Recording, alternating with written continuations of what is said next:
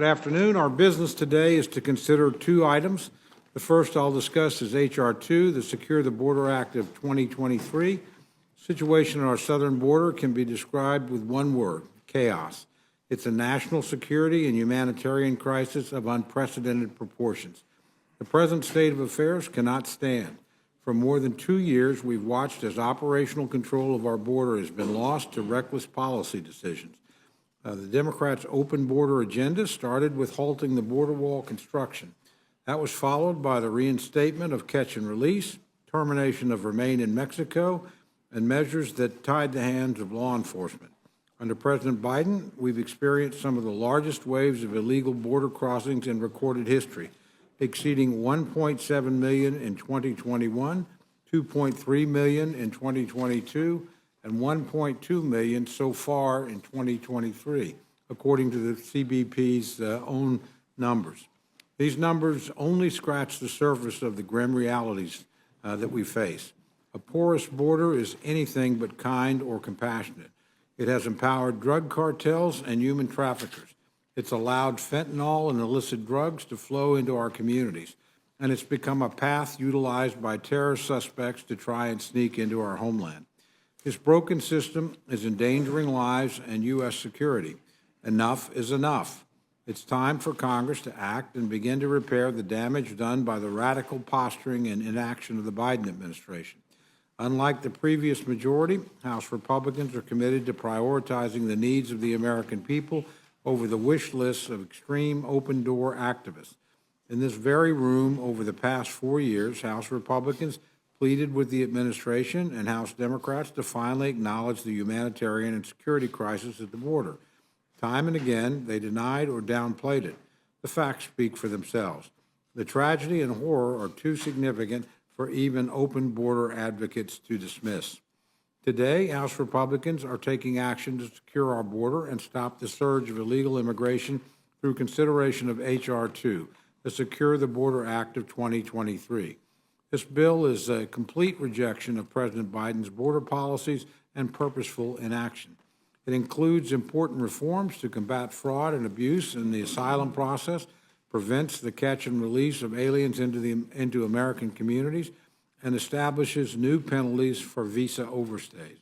H.R. 2 also provides the resources and direction necessary to secure the border once and for all. It immediately resumes construction of the border wall, which President Biden unilaterally halted on his first day in office, and adds more physical barriers and tactical infrastructure along the border.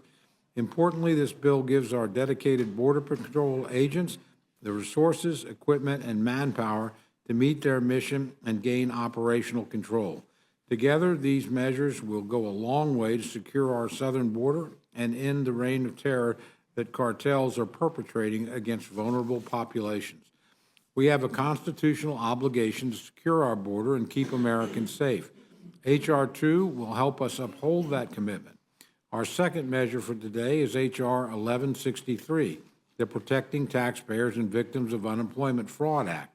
At the beginning of the COVID-19 pandemic, Congress acted to expand unemployment insurance benefits to ensure that millions of Americans who were suddenly thrown out of work or were furloughed could continue to support themselves.